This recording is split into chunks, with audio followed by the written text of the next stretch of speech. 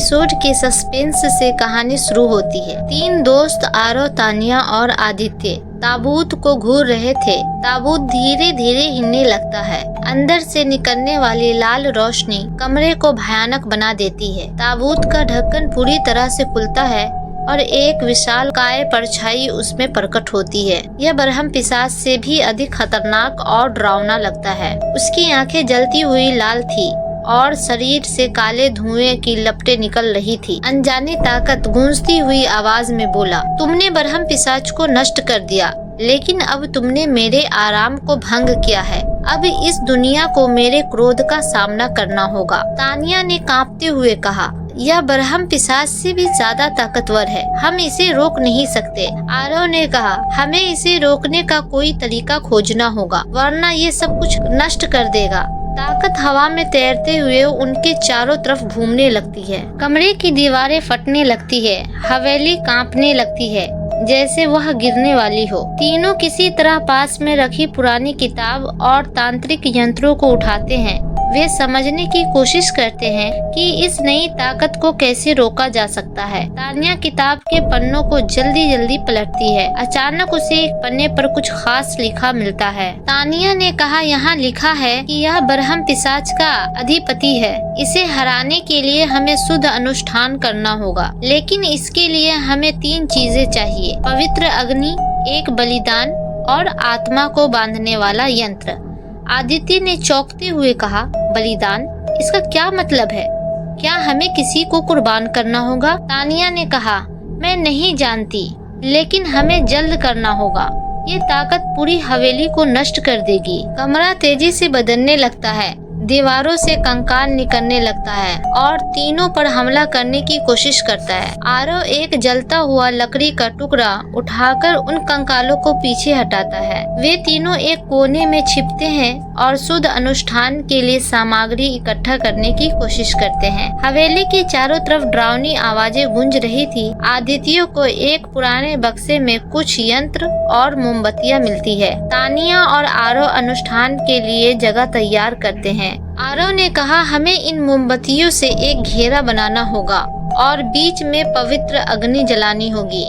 लेकिन बलिदान का क्या मतलब है? तानिया ने सोचते हुए कहा, बलिदान का मतलब हो सकता है कि हमें अपनी किसी चीज को छोड़ना होगा, शायद अपनी जान को भी। आदित्य घबराते हुए बोला, क्या?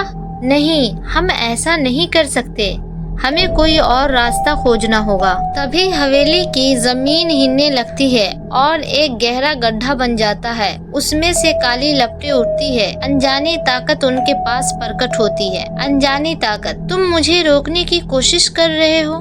तुम लोग सिर्फ इंसान हो, मैं अमर हूँ। तानिया को अचानक कुछ याद आता है। वह किताब के एक पुराने पन्ने को देखती है जिसमें लिखा है कि बलिदान का मतलब सिर्फ शारीरिक नहीं, बल्कि किसी की सबसे प्रिय चीज को त्यागना भी हो सकता है। तानिया ने आरव और आदित्य से कहा, मुझे लगता है कि हमें अपनी सबसे प्रिय चीज को छोड़ना होगा, शायद तभी यह अनुष्ठान पूरा होगा। आरव ने कहा, मेरी सबसे प्रिय चीज, मैं अपनी जान दे सकता हूँ, लेकिन इसे रोकना होगा। आदित्य ने कहा, नहीं आरव, यह तुम्हारी जान लेने की बात नहीं है, यह कुछ ऐसा हो सकता है जो तुम्हारे दिल के करीब हो। वे तीनों सोचने लगते हैं।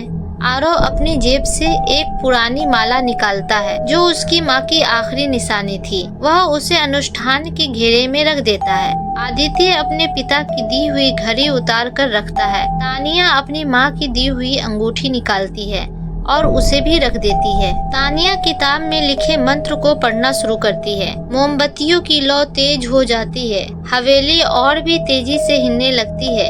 अनजानी ताकत गुस्से में आकर उन पर हमला करने की कोशिश करती है, लेकिन घेरे में आते ही उसकी शक्तियाँ बेकार हो जाती है। अनजानी ताकत गुस्से में चिल्लाते हुए बोली, तुम इसे रोक नहीं सकते, मैं तुम्हारी कुर्बानी को बेकार कर दूंगा। तानिया जोर जोर से मंत्र पढ़ती है।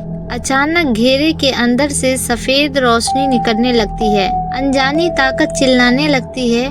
उसका शरीर टूटने लगता है और वह धीरे धीरे गायब होने लगता है। आरव ने कहा, यह काम कर रहा है, तानिया जारी रखो। तानिया आखिरी मंत्र पढ़ती है और अनजानी ताकत एक तेज चीख के साथ गायब हो जाती है। हवेली शांत हो जाती है। तीनों को लगता है कि अब सब खत्म हो गया, लेकिन तभी हवेली के एक कोने में एक और दरवाजा खुलता है। वे दरवाजे के अंदर झांकते हैं।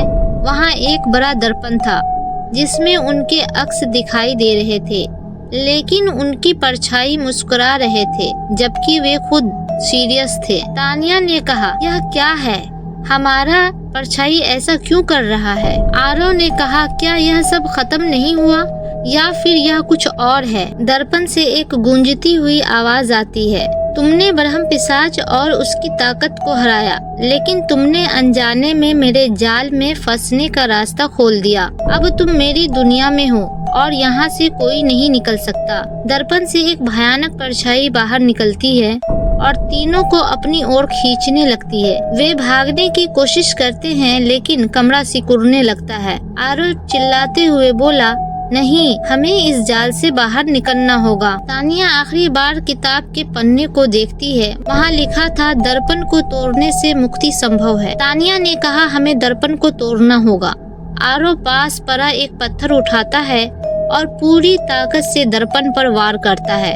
दर्पण चकनाचूर हो जाता है और तीनों बेहोश होकर गिर जाते हैं। तीनों की आंखें खुलती है। वे जंगल के बाहर जमीन पर पड़े हुए थे। हवेली गायब हो चुकी थी। चारों तरफ सुबह की हल्की रोशनी फैल रही थी। वे समझ नहीं पाते हैं कि यह सब सच था या सिर्फ सपना। आदित्य ने कहा, हम जिंदा हैं, लेकिन क्या यह सच था? तानिया ने कहा, मैं नहीं जानती, लेकिन मुझे लगता है कि हमें इसे पीछे छोड़कर आगे बढ़ना होगा। वे तीनों जंगल से बाहर निकलते हैं, लेकिन जैसे ही वे जाने लगते हैं, कैमरा जमीन पर पड़े दर्पण के एक टूटे हुए टुकड़ी पर फोकस करता है। टुकड़े में ब्रह्म पिशाच की लाल आंखें दिखाई देती है। वह धीरे धीरे मुस्कुराता है। क्या यह अंत है या कुछ और बाकी है?